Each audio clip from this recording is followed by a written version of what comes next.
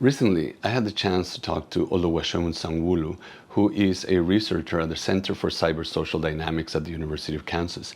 I asked her to tell me about her most recent paper with John Symons on the possibility, or lack thereof, of close personal relationships with artifacts, in particular with this new iteration of interlocutors from large language models and other generative artificial intelligence models.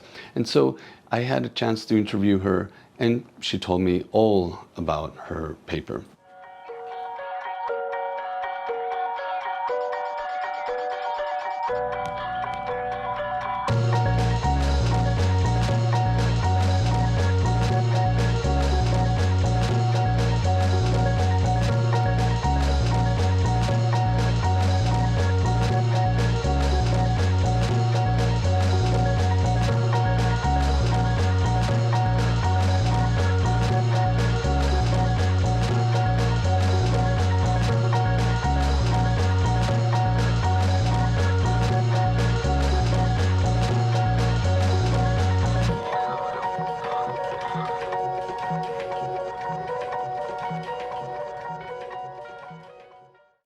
Hi, my name is Oluwaseun Sanwoolu, and I am a graduate research assistant at the Center for Cybersocial Dynamics at the University of Kansas.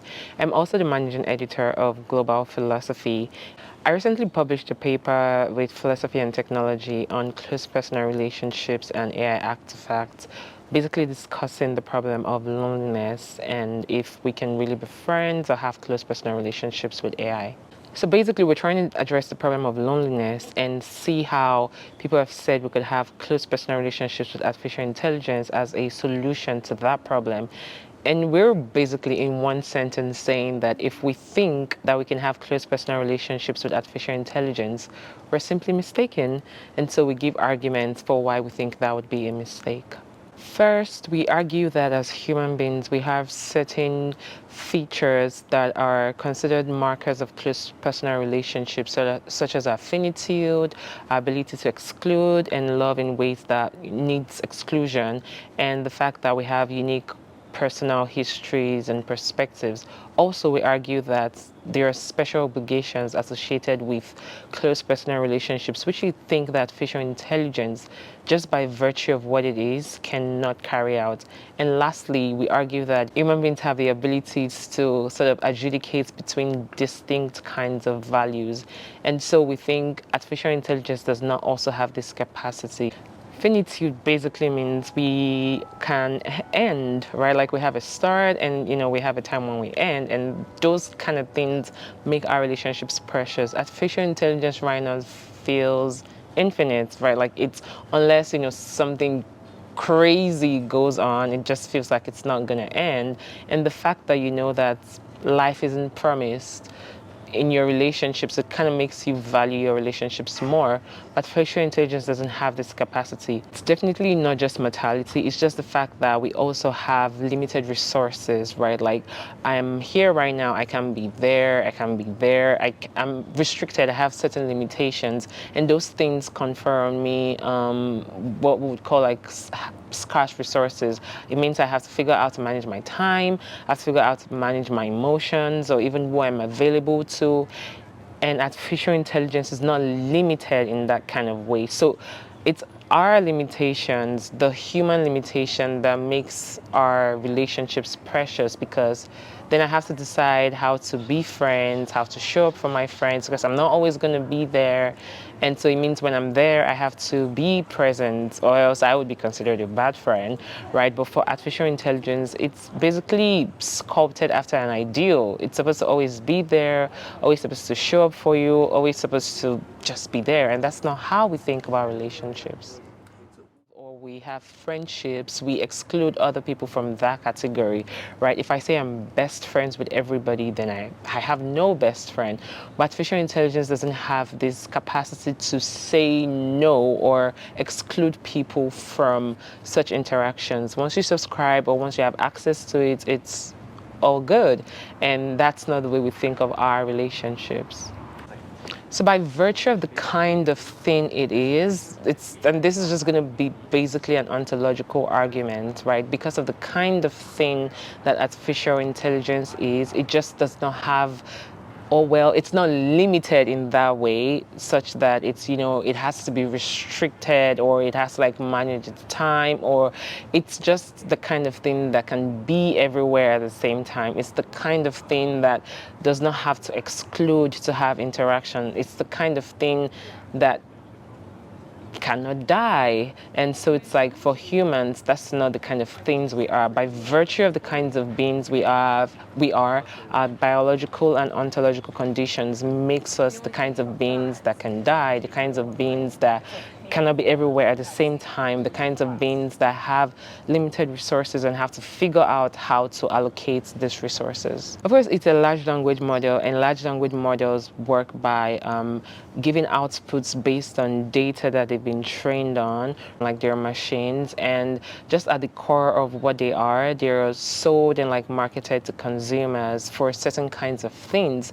So in the case where you have an interaction with an LLM as an artificial companion, it's been sold and presented to sort of form a semblance of the human-to-human relationship. So it's almost like, okay, it gives you this thing that you're looking for, but it's not really the thing you're looking for, and that's not how we think of our relationships. Nobody wants to be friends with somebody because they were paid to be your friend, or they were bought. And yeah, so just the kind of things they are makes it such that they're commercialized, and that's not how we think of our relationships.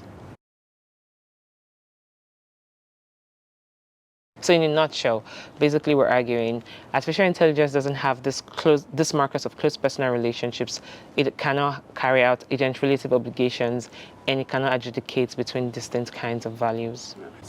Yes, so if we take the position that it was possible for us to maybe code in or even teach machines how to sort of have like a limited emotional availability to its subscribers or like its users, we still want to say even in those kinds of cases, there's still something that makes the human to AI relationships less valuable than human to human relationships. And that for us is the ability to have special obligations, which we consider agent-related obligations. Now, the way we think of this is to say that because of the kinds of beings we are, right, like we have this agent-related obligations when it comes to our close personal relationships, right? And these relationships confer the obligations that we have. So if I was friends with somebody, my obligation to that person is going to be based on the fact that our relationship is friendship, and vice versa. But if the same person was my boss, then the kind of obligation I would have in this relationship is going to be based on the fact that it's a boss worker relationship. So artificial intelligence cannot treat people cannot treat people from an agent relative standpoint. It's going to be from even if it can carry out obligations, which we don't think it can, even if it were possible, it's going to carry it out from agent neutral obligation, which really seems to go against our intuitions about our relationships. We want to say we have reasons to prefer our kids over other people's kids. We want to say we have reasons to prefer our friends over strangers. We want to say we have reasons to take care of our parents. We want to say so it's like there's this kind of things that these are the kind of claims and beliefs we have when it comes to relationships that artificial intelligence just does not have the capacity to fulfill, because it's not going to see you as a different person. You're just data, you're just ones and zeros. Nothing makes you special from the next person. Okay, so agent-related obligations are specific to certain kinds of people who are in the kinds of relationships that confer these obligations. But for agent-neutral obligations, they're not specific. So it's basically general, and you don't owe it to, you owe these obligations to people, but not because they're in certain relationships with you. So most of the literature on close personal relationships, artificial intelligence, often focus on romantic relationships. And I think this is because they want to harp on the idea that if this thing brings pleasure to people, or if they find satisfaction from said relationships, then maybe artificial intelligence can indeed fulfill the role of, of a close companion. But we think that if we shift such relationships and move it to the relationship between a parent and a child, it feels like our intuition from romantic relationships doesn't carry on into parent-child relationship when it comes to artificial intelligence. So for a romantic partner, you can think of, oh, well, they make me happy, they're here to listen to me, and so that's okay. But when it comes to a parent and a child, it's kind of weird to believe that artificial intelligence can fulfill the role of being a parent. And so the reason why we did that was to say, well, this intuition really oftentimes doesn't carry on. And we wanted to tease that difference out and say, well, if we feel a certain type of way about parent-child relationships, then maybe really we also should still feel that type of way about romantic relationships with artificial intelligence. And so we have this example where it's like, oh, if you have an artificial intelligence who is like a parent to multiple kids who can fill a stadium, and then it has to sort of manage its kids and be there for its kids and support them in the way a human parent would support their kid, then let's tease out the differences. Where you have a parent and a child in a human-to-human relationship, the parent has the obligation to root for their child. It kind of feels weird to say, well, you're in this, let's say track competition, yeah, I'm rooting for all the kids. Your child is going to feel like, you should root for me. But in the case of artificial intelligence and the kids, there's no way it's able to fulfill the role of preferring or prioritizing one particular kid over the other kids. It equally has an obligation to all the kids. And so it's in that sense, we kind of feel like there are certain things that the relationship of parenting confers, or certain obligations that the relationship of parenting confers on the parent that we think that artificial intelligence cannot fulfill. And so by doing that, we sort of really harp on the idea that it's not just about how it makes you feel. That's not the thing that makes something valuable. So the value in itself, it's not in how you make you feel. Granted, maybe you even feel satisfied. Maybe you prefer relationships with artificial intelligence as opposed to people. But there's just something that makes the human-to-human relationship more valuable than the human to AI. What this paper is trying to do is trying to show you that there is value in human-to-human relationships that you wouldn't find in human-to-AI relationship.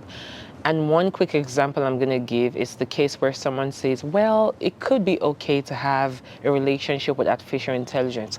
It's just going to be like when you have a relationship with a person who is deceiving you, right? And then I would say, well, the person deceiving you exists on the same plane as you.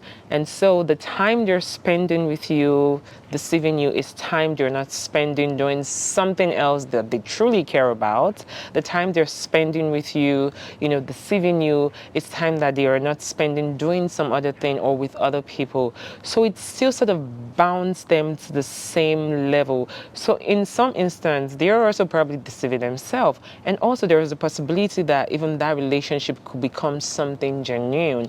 But again, that's not something I want to person on.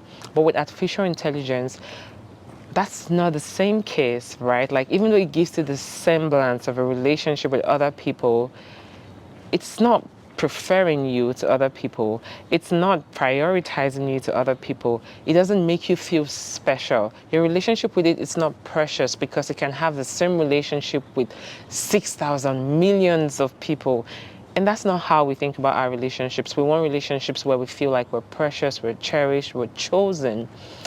And artificial intelligence doesn't choose you. It kind of feels like you choose it, and then it's your friend because you chose it. And if you were to weigh that in human to human relationship, you're like, no, this just doesn't work. And this is not how we think about our relationships. Also, the ability that human to human relationships sort of forces you to make certain kinds of decisions that artificial intelligence cannot just make. For example, you want to decide whether to keep a promise to your friend or do something that you think is just genuinely good for you. Maybe you promised your friend that you were going to watch their cat, and Then your favorite bank comes into town. Now you have to decide what's the good thing or the right thing for me to do. In this situation, you could decide, well, I'm just gonna break my promise to my friend so I can go watch my favorite band. But artificial intelligence, it cannot do that because it has to really optimize and make the decision on just one unitary scale. So it cannot move between moral deliberations, like prudential deliberations. It just cannot think that way. It has to make that one decision. And for us as humans, these are the ways we kind of make decisions. There's just like no one thing that trumps other decision-making options. If you think that it doesn't matter whether you have a relationship with AI just because it gives you the semblance of a human-to-human relationship, you can then ask the question, well, what about like when it comes to human, where the person deceives you and make you feel like you're like the most cherished person in your life and they're really just deceiving you? Then, what's the difference? And the way I would respond to this is to say, well, the human person is spending time with you that you're not spending with other people. They're in some way still choosing you, even though they make you, feel certain type of ways that are not genuine. And oftentimes when you realize, or when people realize that people are in relationships with them that are not genuine, they don't want such relationships because they know that what makes the relationship beautiful or precious is the fact that it's genuine, it's the fact that it's real. Nobody consciously stays in a fake relationship. Nobody wants that. So that means fundamentally at its core, we want something real, we want something precious. And with artificial intelligence, what you're gonna get is just the fake. And maybe you wanna say, well, that's okay, right? I can choose to be friends with it. And then I think the question to ask is, well, can it choose to be friends with you? Because we often focus on the human to AI part and not from the artificial intelligence part back to us as humans. Can it place you as a friend? Can it see you as a friend? Can it even conceive of you as a friend? And those would be the kinds of questions that I would leave you with.